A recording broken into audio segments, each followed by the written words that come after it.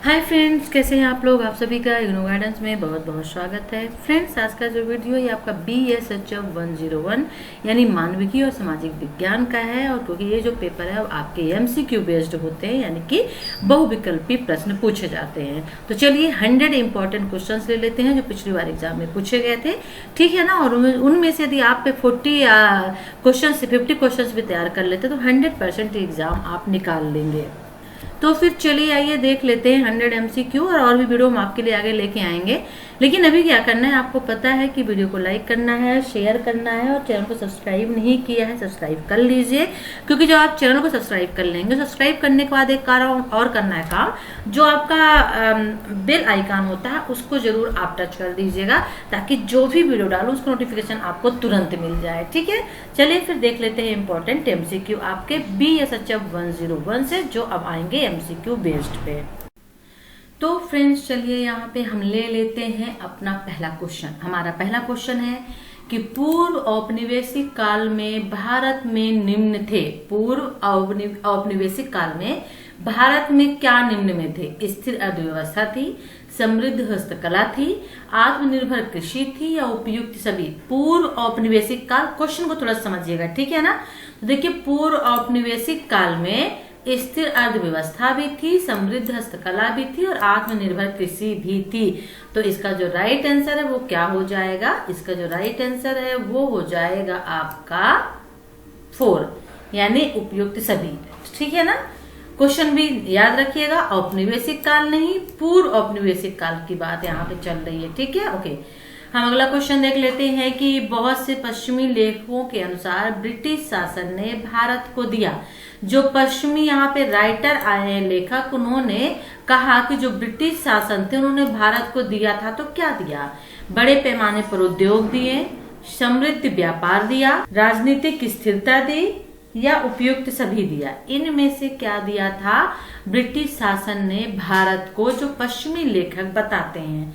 तो इसका जो राइट आंसर है वो आपका हो जाएगा 4, उपयुक्त सभी, यानी बड़े पैमाने पर उद्योग दिए, समृद्ध व्यापार दिया और राजनीतिक स्थिरता दी। किसने? ब्रिटिश शासन ने भारत को दिया, ठीक है। लेकिन किसके आधार पर? ब्रिटिश जो लेखक यहाँ पे आए थे, पश्चिमी लेखक का मतलब ब्रिटिश लेखक। यदि ब्रिटिश लेखक पूछता है तब भी आप कंफ्यूज मत होइएगा, क्योंकि इसमें 100 क्वेश्चन है, जल्दी जल्दी ले लेते हैं। तो यहाँ पे ऑप्शन नहीं पढ़ूंगी, सिर्फ और सिर्फ मैं आपको आंसर बताते चलूंगी, ठीक है ना। तो एक समाज या सामाजिक घटनाओं के अध्ययन के लिए यह पहचानना आवश्यक है कि किस सामाजिक वास्तविकता में निम्न समाहित होते हैं। अब एक समाज या सामाजिक घटनाएं होती हैं, उनके अध्ययन के लिए क्या पहचानना आवश्यक है कि किस सामाजिक वास्तविकता में निम्न समाहित होते हैं? मनुष्य व्यवहार की समानताएं, सामाजिक संस्थाएं या सामाजिक पहलुओं के कई स्तर। ओके, तो इसका जो राइट आंसर है वो हो जाएगा सामाजिक संस्थाएं, ठीक है।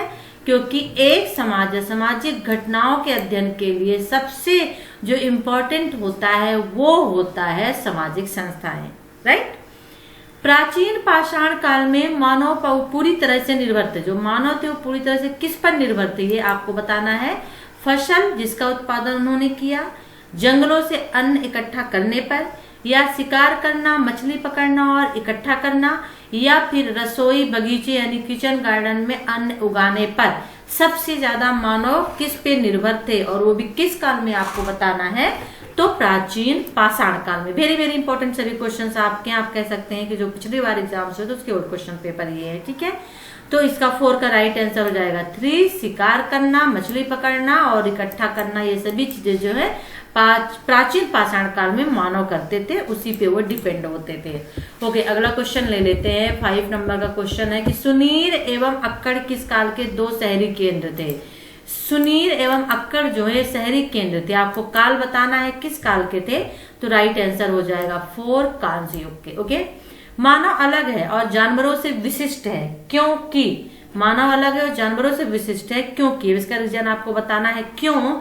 तो इसका जो राइट आंसर है वो हो जाएगा कि वो संवाद करने के लिए प्रतीकों और भाषा का प्रयोग करते थे। क्योंकि जानवर से विशिष्ट है, अलग है। क्यों अलग है? इसीलिए क्योंकि संवाद करते थे, यानी बातचीत करते थे और भाषा का प्रयोग करते थे। ओके, चलिए अगला क्वेश्चन देख लेते हैं।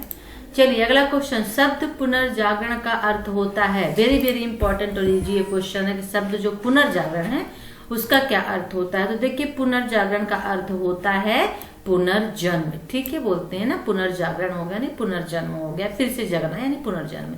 पुनर्जागरण काल ने देखा, पुनर्जागरण काल ने क्या देखा, तो पुनर्जागरण काल ने धर्म से धर्म निरपेक्ष प्रथाओं की ओर मुड़ना देखा। ठीक है ना, धार्मिक से धर्म निरपेक्ष प्रथाओं की ओर जो है मुड़ना देखना, यही एक पुनर्जागरण का मेन जन्म का कारण था। ओके, पुनर्जागरण चित्रकार निम्न से संबंधित है, यानी जो पुनर्जागरण चित्रकार हैं और ये जो 4 ऑप्शन नीचे ये दिए हुए हैं इनमें से किससे संबंधित है आपको बताना है। ठीक है, तो इसका जो राइट आंसर है वो हो जाएगा आपका मानव जीवन को पेंटिंग के द्वारा उद्धृत करने का प्रयास, इससे संबंधित होते थे पुनर्जागरण काल का। ठीक है, टाइम जो होता था। चलिए अगला क्वेश्चन ले लेते हैं कि माइकल एंजेलो एक प्रसिद्ध चित्रकार और मूर्तिकार थे। अब वो किस काल के थे, कहाँ से संबंधित थे, ये आपको बताना है। माइकल एंजेलो, ठीक है ना, तो इसका जो राइट आंसर है वो हो जाएगा पुनर्जागरण काल से, क्योंकि पुनर्जागरण काल पढ़ रहे हैं। अब यहाँ पे ये भी थोड़ा सा आपको क्लियर करके बता देती हूँ, क्वेश्चन कभी कभी अपोजिट भी पूछ लेता है कि पुनर्जागरण काल के एक प्रसिद्ध माइकल एंजेलो जो थे वो कौन थे। फिर ऑप्शन में दे देगा आपको चित्रकार, मूर्तिकार, हस्तकला शिल्पी या फिर जो भी है संगीतज्ञ है ना, गायक करके, तो फिर वो राइट आंसर हो जाएगा चित्रकार और मूर्तिकार। या फिर क्वेश्चन ये पूछ सकता है कि पुनर्जागरण काल से एक प्रसिद्ध चित्रकार और मूर्तिकार जो थे वो कौन थे, तो माइकल एंजेलो थे। इसलिए इस तरह से थोड़ा क्वेश्चन को आपको याद रखना पड़ेगा। ओके, अगला क्वेश्चन ले लेते हैं। चलिए अगला क्वेश्चन है कि फ्रांसिस बेकन जाने जाते हैं, वेरी वेरी इंपॉर्टेंट क्वेश्चन आपका है कि फ्रांसिस बेकन जाने जाते हैं, किस चीज के लिए जाने जाते हैं, तो फ्रांसिस बेकन जो है अनुभववाद के लिए जाने जाते हैं। किसके लिए, अनुभववाद के लिए जाने जाते हैं।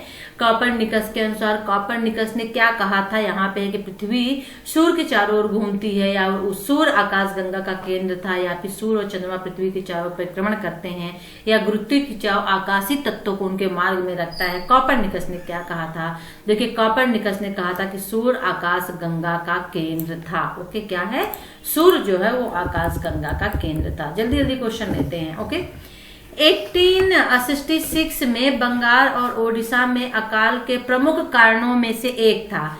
1866 में 1866 में बंगाल और ओडिशा में अकाल आया था, उसका प्रमुख कारण क्या था, तो देखिए इसका जो राइट आंसर है वो आपका हो जाएगा 3 चावल की जगह नील की खेती। चावल जो थी लोग उससे अपना भरण पोषण करते थे। जब ये अंग्रेज आए तो इन्होंने चावल की जगह नील की खेती शुरू कर दी थी। उसका रीजन ये था कि नील जो है ये बाहर ले जाते थे, वहां बड़ी मात्रा में, इंग्लैंड में बहुत बड़ी मात्रा में बड़े दामों पे बिकता था।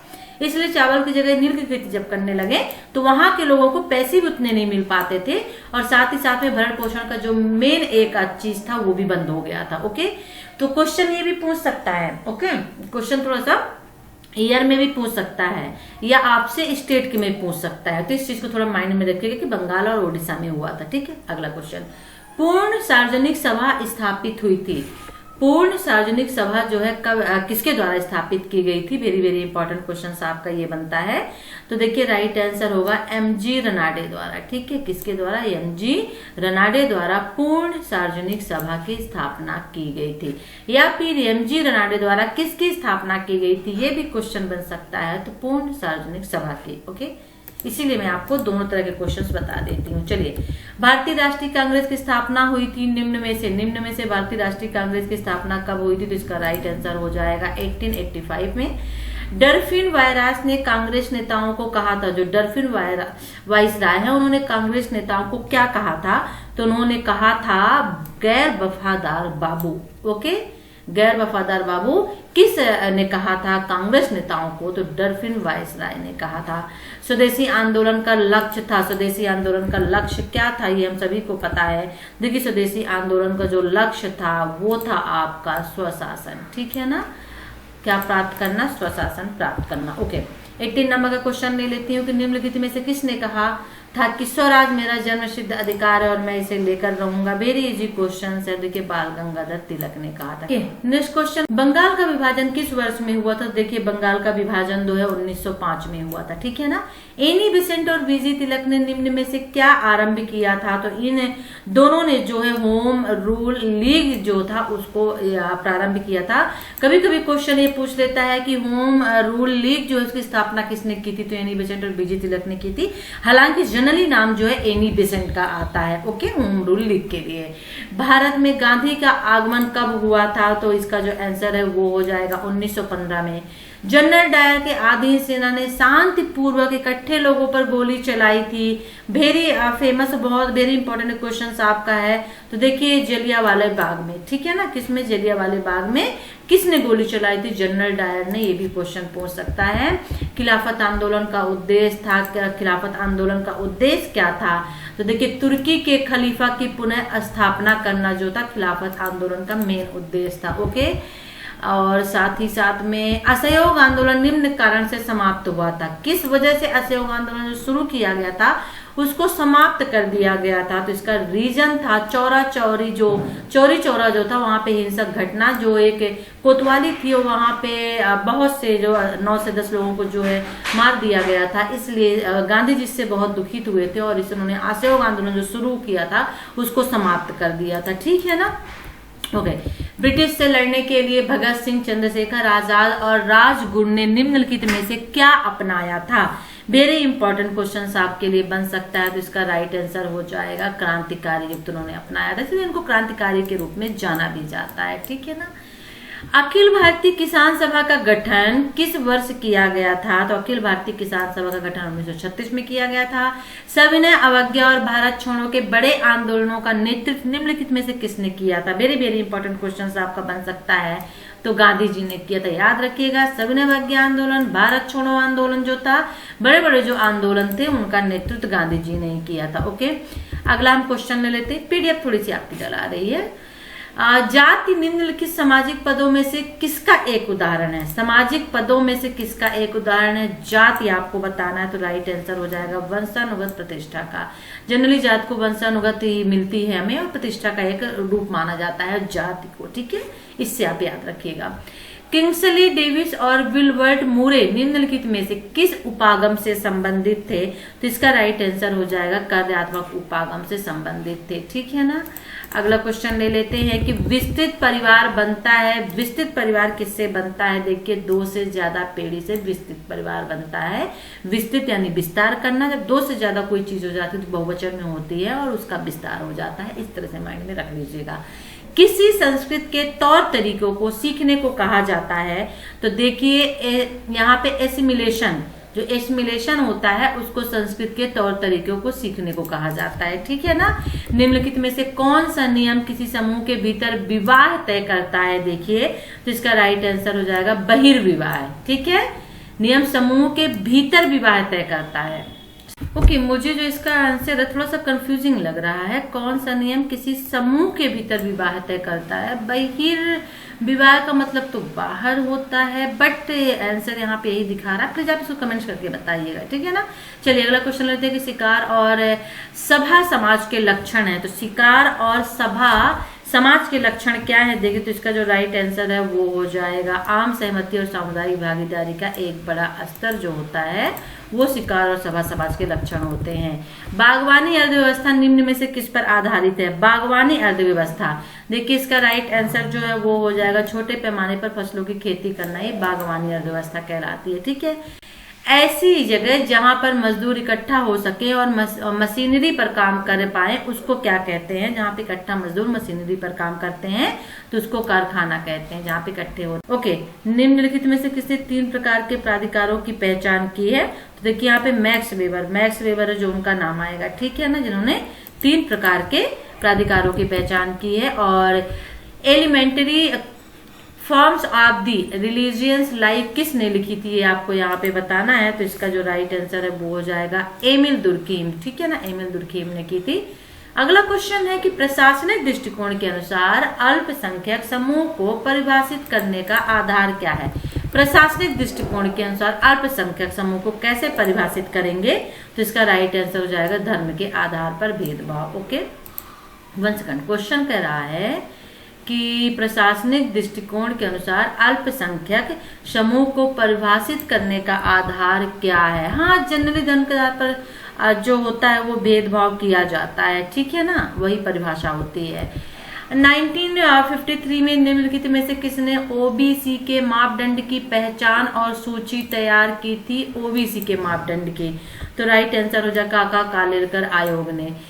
जिन जातियों को अछूत और वंचित रखा गया था उन्हें भेदभाव से सुरक्षित करने के लिए संविधान में जाना जाता है। तो देखिए, अनुसूचित जात के रूप में उन्हें जाना जाता है, अनुसूचित जात के रूप में, याद रख लीजिएगा, ठीक है ना। और 41 नंबर का क्वेश्चन है कि निम्नलिखित में से किसने संस्कृतिकरण की अवधारणा को निरूपित किया? मैं इसमें आपको अगर टाइम दूं ना कि आप इसको पहचाने तो फिर वीडियो बहुत लेंदी हो जाएगा, इसलिए मैं पूरे ऑप्शन भी नहीं पढ़ रही हूँ, ठीक है। और इसका पीडीएफ मैं दे दूंगी डिस्क्रिप्शन बॉक्स पे, तो वहां से डाउनलोड कर लीजिएगा। तो इसका राइट आंसर हो जाएगा एम.एन. श्रीनिवास ने। सामाजिक परिवर्तन के विकासवादी सिद्धांत निम्न धारणा को स्वीकार करते हैं। सामाजिक परिवर्तन के विकासवादी सिद्धांत जो है वो किस धारणा को जो है स्वीकार करता है? तो राइट आंसर हो जाएगा यहाँ पे एक चरण से दूसरे चरण में चलने वाली क्रमिक गति को, ठीक है, यानी 3। लुईस हेनरी मॉर्गन किस उपागम से संबंधित थे? लुईस हेनरी मॉर्गन जो है, तो इसका राइट आंसर हो जाएगा आपका कार्यात्मक उपागम से। क्वेश्चन इसको बदल के पूछ सकता है, कार्यात्मक उपागम से कौन संबंधित है? तो लुईस हेनरी मॉर्गन, याद रखिएगा। निम्नलिखित में से किसने संघर्ष सिद्धांत को अपनाया? संघर्ष सिद्धांत को अपनाया था किसने? तो इसका जो राइट आंसर है वो आपका हो जाएगा कार्ल मार्क्स ने। किसने? कार्ल मार्क्स ने। या फिर कार्ल मार्क्स ने किस सिद्धांत को अपनाया था? तो वो हो जाएगा संघर्ष सिद्धांत। ओके, इसीलिए मैं बोल रही हूँ, दोनों को माइंड में आपको रखना होगा। एक समूह से दूसरे समूह में सांस्कृतिक लक्षणों के प्रसार को जाना जाता है। एक समूह से दूसरे समूह में सांस्कृतिक प्रसार के लक्षणों को जाना जाता है, ठीक है ना। तो इसका राइट आंसर हो जाएगा आपका प्रसार। देखिए, प्रसार यहाँ पे भी आ गया, तो प्रसार होगा, ठीक है। चलिए, 46 नंबर का क्वेश्चन, एक सामाजिक आर्थिक व्यवस्था जहाँ पूंजी कुछ लोगों के पास होती है और उनके वस्तुओं का उत्पादन लाभ के लिए होता है, ऐसी व्यवस्था को क्या कहा जाता है, किस नाम से जाना जाता है? तो सीधी सी बात है, पूंजीवादी। एक ऐसी पूंजी कुछ लोगों के पास होती है और उनके वस्तुओं का उत्पादन लाभ के लिए होता है, तो उसको पूंजीवादी व्यवस्था कहा जाता है। ओके, और भारत की संविधान सभा की मसौदा समिति की अध्यक्षता किसने की थी? वेरी इंपॉर्टेंट, भारत की संविधान सभा की मसौदा समिति की अध्यक्षता किसने की थी? तो बी.आर. अम्बेडकर ने किया था। ओके, और भारत निम्न का अनुसरण करता है, किन चीजों का अनुसरण करता है? संसदीय लोकतंत्र का अनुसरण करता है भारत। ओके, चलिए और भी क्वेश्चन हम देख लेते हैं यहाँ पे जल्दी से। 49 नंबर का क्वेश्चन है कि भारत के संविधान के अनुसार, क्योंकि आपका जो लेसन है संविधान वाला चल रहा है, आपने बुक पढ़ी होगी तो ठीक है। तो भारत के संविधान के अनुसार निम्नलिखित में से कौन सा मौलिक अधिकार नहीं है? देखिए, संपत्ति का जो अधिकार है वो मौलिक अधिकार नहीं है। पहले संपत्ति के अधिकार को मौलिक अधिकार की श्रेणी में रख दिया गया था, लेकिन अब इसको इससे निकाल दिया गया है, ठीक है ना। तो ये वेरी इंपॉर्टेंट है, इसके बारे में जानना। ओके, मौलिक कर्तव्य किस संवैधानिक संशोधन अधिनियम के तहत संविधान में जोड़े गए थे? वेरी वेरी इंपॉर्टेंट क्वेश्चन है आपका। तो देखिए, इसका जो राइट आंसर है वो हो जाएगा 42वां। ओके, निम्नलिखित में से कौन से ग्रीक यानी यूनानी शहर राज्य ने सर्वप्रथम लोकतंत्र स्थापित किया था? तो वो हो जाएगा आपका एथेंस ने, ठीक है ना। ग्रीक जो यूनानी शहर है, लोकतंत्र स्थापित किया गया था सर्वप्रथम तो एथेंस में किया गया था। ओके, संसद की ऊपरी सदन जाना जाता है, संसद का ऊपरी सदन होता है, उसे हम किस नाम से जानते हैं? तो उसे हम किस नाम से जानते हैं? राज्यसभा के नाम से जानते हैं। ऊपरी सदन को, निचली सदन जो होती है लोकसभा होती है। ओके, पंचायती राज व्यवस्था एक उदाहरण है। पंचायती राज व्यवस्था एक उदाहरण स्थानीय स्वशासन का होता है, क्योंकि पंचायती जो व्यवस्था होती है जो निचले तबके के लोग होते हैं, गांव में जो लोग होते हैं उन लोगों के लिए होता है। ओके, चलिए अगला क्वेश्चन, गैर राज एक्टर जो औपचारिक सरकारी संरचनाओं के दायरे से बाहर है, लोकतांत्रिक प्रक्रिया का महत्वपूर्ण हिस्सा है और इस गैर औपचारिक निकायों को क्या कहा जाता है? तो हो जाएगा नागरिक समाज के रूप में, ठीक है ना। क्या माना जाना जाता है? नागरिक समाज के रूप में। प्रधानमंत्री इंदिरा गांधी ने आपातकाल किस वर्ष में लगाया था? वेरी इजी और इम्पोर्टेंट क्वेश्चन, हालांकि इम्पोर्टेंट सभी हैं। तो 1975 में। बुर्जुआ शब्द का प्रयोग निम्नलिखित में किसके लिए किया जाता है? बुर्जुआ, तो देखिए इसका जो शब्द का प्रयोग उत्पादन के साधनों के मालिक के रूप में किया जाता है। ठीक है, याद रखिएगा बुर्ज खलीफा, और यहाँ पे जनरली जो लोग होते हैं सभी अमीर व्यक्ति कहे जाते हैं, और अमीर वही होता है जो किसी न किसी का मालिक होता है। थोड़ा सा याद रखने का तरीका। ओके, चलिए 57 नंबर का क्वेश्चन ले लेते हैं कि राज्य सचिवालय का प्रमुख और राज्य में सिविल सेवा का प्रमुख कौन होता है? राज्य सचिवालय का प्रमुख और राज्य में सिविल सेवा का प्रमुख कौन होता है? देखिए, तो मुख्य सचिव होता है। सार्वजनिक प्रशासन के 4 P यानी 4 जो P होते हैं, किनके आधार पर विभाग गठित होते हैं? सार्वजनिक प्रशासन के 4 P जो होते हैं उनके आधार पर विभाग का गठन होता है। वो कौन 4 P होते हैं वो आपको यहाँ पे बताना है।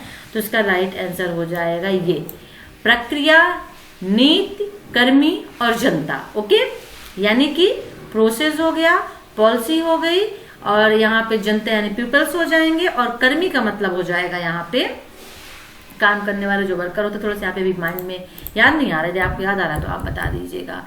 सिविल सेवाओं की भर्ती, पदोन्नति और नियंत्रण से संबंधित विषयों के सलाहकार निकाय को क्या कहते हैं? सिविल सेवाओं की भर्ती, पदोन्नति और नियंत्रण से संबंधित विषयों के सलाहकार निकाय को क्या कहते हैं? तो देखिए उनको कहते हैं संघ लोक सेवा आयोग। ओके, चलिए नेक्स्ट क्वेश्चन ले लेते हैं। 60 नंबर का क्वेश्चन आ गया कि सूचना का अधिकार अधिनियम किस वर्ष पारित हुआ था? तो देखिए सूचना का अधिकार अधिनियम जो है 2001 में पारित हुआ था। निम्नलिखित में से कौन आर्थिक विकास के लिए सही सूचक नहीं है? आर्थिक विकास के लिए सही सूचक नहीं है, तो देखिए इसका जो राइट आंसर है वो हो जाएगा विकास दर। दिए गए विकल्पों के साथ रिक्त स्थान भरना है। डैश इंगित करता है कि नवजात शिशु के कितने वर्ष जीवित रहने की संभावना है? तो वो जो इंकित होता है वो करता है आयु संभाव्यता जीवन प्रत्याशा, यानी जीवन प्रत्याशा याद कर लीजिए आप। जीवन प्रत्याशा से अनुमान लगाया जाता है कि जो नवजात शिशु है वो कितने वर्ष तक जीवित रह सकता है, उसे जीवन प्रत्याशा कहते हैं। ओके, निम्नलिखित में से कौन अर्थव्यवस्था के प्राथमिक क्षेत्र में आता है? अर्थव्यवस्था के प्राथमिक क्षेत्र में आता है, तो राइट आंसर हो जाएगा कृषि, वानिकी और मछली पालन। अर्थव्यवस्था के यानी प्राथमिक क्षेत्र में कौन आता है, इतना याद कर लीजिए, तो कृषि, वानिकी और मछली पालन। देश की कुल जनसंख्या से विभाजित राष्ट्रीय आय को जाना जाता है। देश की कुल जनसंख्या से जो विभाजित राष्ट्रीय आय होती है उसको किस नाम से जाना जाता है? तो प्रति व्यक्ति आय के नाम से जाना जाता है। क्वेश्चन आ सकता है कि प्रति व्यक्ति आय किसे कहते हैं? तो ऑप्शन में ये रहेगा कि देश की कुल जनसंख्या से विभाजित जो राष्ट्रीय आय होती है उसको आपको सेलेक्ट करना होगा। तीसरी पंचवर्षीय योजना में किस क्षेत्र को प्राथमिकता दी गई है? जो तीसरी पंचवर्षीय योजना है उसमें किस क्षेत्र को प्राथमिकता दी गई है? तो उसमें बिजली को प्राथमिकता दी गई है। भारत द्वारा अर्थव्यवस्था का उदारीकरण कब अपनाया गया है? तो भारत द्वारा अर्थव्यवस्था का जो उदारीकरण है वो 1990 में अपनाया गया है। ठीक है, यानी 1990 में। एक आर्थिक व्यवस्था जिसमें सार्वजनिक और निजी क्षेत्र सहवर्ती होते हैं उसे किस नाम से जाना जाता है? वेरी इंपॉर्टेंट क्वेश्चन आपका ये बनता है। तो मिश्रित मिलीजुली अवस्था, क्योंकि उसमें सार्वजनिक और निजी दोनों क्षेत्र साथ में होते हैं, तो उसको मिश्रित अर्थव्यवस्था, मिलीजुली अर्थव्यवस्था के नाम से जाना जाता है। ओके, चलिए और भी क्वेश्चन हम ले लेते हैं। चलिए हम अगला क्वेश्चन ले लेते हैं। हमारा अगला क्वेश्चन है कि निम्न में से किसने हैमलेट लिखी थी? जो हैमलेट बुक थी उसके लेखक राइटर कौन है, आपको ये बताना है। देखिए इसका जो राइट आंसर है वो हो जाएगा विलियम शेक्सपियर। जी हाँ, विलियम शेक्सपियर थे, उन्होंने हैमलेट बुक लिखी थी। ओके, सलमान रश्दी का लेखन एक उदाहरण है। जो सलमान रश्दी लेखक है उनका एक उदाहरण क्या है आपको यहाँ पे बताना है। तो इसका राइट आंसर हो जाएगा उत्तर औपनिवेशिक साहित्य के क्षेत्र में उन्होंने लिखा था। ठीक है, अजंता गुफाओं की तस्वीरें निम्नलिखित में से किसके जीवन को दर्शाती हैं? अजंता गुफाओं की तस्वीरें, वेरी वेरी इंपॉर्टेंट क्वेश्चन आपका बनता है। तो माफ करिएगा, बुद्ध के, ठीक है ना, बुद्ध के जीवन को दर्शाती हैं। ओके, राजा रवि वर्मा ने किन विषयों पर चित्रकारी की थी? तो देखिए इसका जो राइट आंसर है वो हो जाएगा मिथकीय विषय और जो पात्र थे, काल्पनिक चीजें थी, उनको लेकर उन्होंने चित्रकारी की थी। किसने? राजा रवि वर्मा ने। ओके, बुद्ध के जीवन से जुड़ी कहानियों और किंवदंतियों को कहते हैं। तो देखिए इसका राइट आंसर हो जाएगा जातिकाश। ठीक है ना, क्या बोलते हैं? जातिकाश बोलते हैं बुद्ध के जीवन से जुड़ी कहानियों और किंवदंतियों को। नृत्य पर भारत में सबसे पहले रचनाओं में से एक है, कौन है? तो इसका राइट आंसर हो जाएगा 73 का था, तो नाट्य शास्त्र। नृत्य पर भारत में सबसे पहले रचनाओं में से नाट्य शास्त्र है। और निम्नलिखित में से किसने खजुराहो के स्मारकों को बनाया? खजुराहो के स्मारकों को बनाया है, वेरी इंपॉर्टेंट क्वेश्चन आपका, तो चंदेल ने बनाया। यानी खजुराहो में जो मंदिर है उसको किसने बनवाया था? चंदेल ने बनवाया था। चलिए अगला क्वेश्चन ले लेते हैं कि बिरजू महाराज निम्नलिखित में से किस नृत्य शैली के नृतक के रूप में जाने जाते हैं? वेरी इंपॉर्टेंट क्वेश्चन है। तो देखिए इसका जो राइट आंसर है वो कथक होगा, ठीक है ना।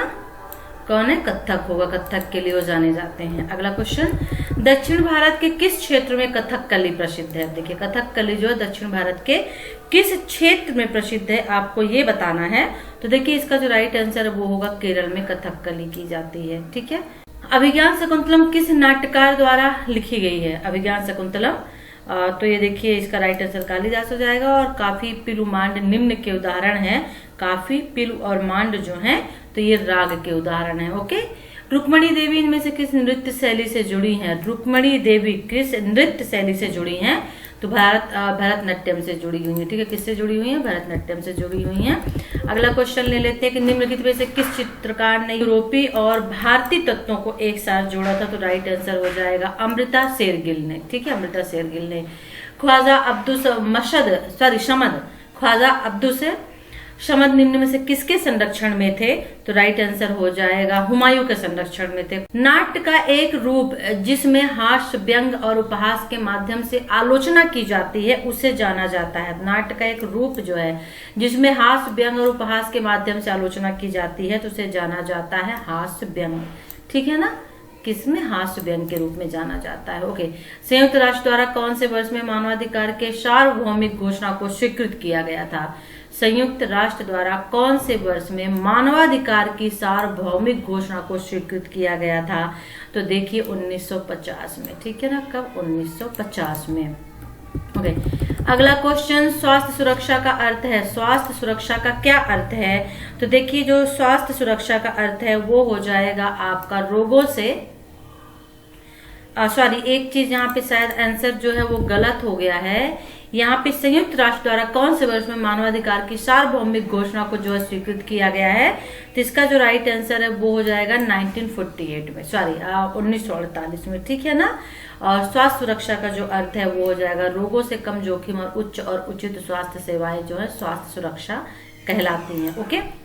अगला क्वेश्चन देख लेते हैं। एक सक्रिय स्वस्थ जीवन के लिए सभी लोगों को पर्याप्त भोजन प्रबंध करने को कहा जाता है। क्या कहा जाता है? एक सक्रिय स्वस्थ जीवन के सभी लोगों के लिए पर्याप्त भोजन प्रबंध करने को क्या कहा जाता है? खाद्य सुरक्षा कहा जाता है। खाद्य की सुरक्षा तभी की जाती है जब और लोग जो हैं सभी को ये भोजन मिल सके, ठीक है ना। अब निम्न में से किसने ये कहा था? अब यहाँ पे एक ऑप्शन है कि निम्न में से किसने कहा था। कथन दिया हुआ है कि शिक्षा व्यक्तित्व विकास और व्यक्तिगत समूहों और राष्ट्रों के बीच संबंधों के निर्माण का एक माध्यम है। तो देखिए ये जो आपके डेलोरस है उन्होंने कहा था। किसने कहा था? डेलोरस ने कहा था, ओके। अगला क्वेश्चन है कि राज्य के नीति निर्देशक सिद्धांत का कौन सा अनुच्छेद मुफ्त और अनिवार्य शिक्षा प्रदान करता है? वेरी इंपॉर्टेंट क्वेश्चन आपका है। तो देखिए राज्य के नीति निर्देशक सिद्धांत का कौन सा अनुच्छेद मुफ्त और अनिवार्य शिक्षा प्रदान करता है? इसका राइट आंसर हो जाएगा अनुच्छेद 45(3) जो है वो, ठीक है। अनुच्छेद 42(2) जो है वो मौलिक अधिकार से संबंधित है, ओके, शिक्षा से है। लेकिन इसे आप यहाँ पे राज्य नहीं कह सकते, सिर्फ मौलिक अधिकार से संबंधित कह सकते हैं। लेकिन जब यहाँ पे राज्य के नीति निर्देशक सिद्धांत की बात आती है तो अनुच्छेद 45 हो जाता है, ओके।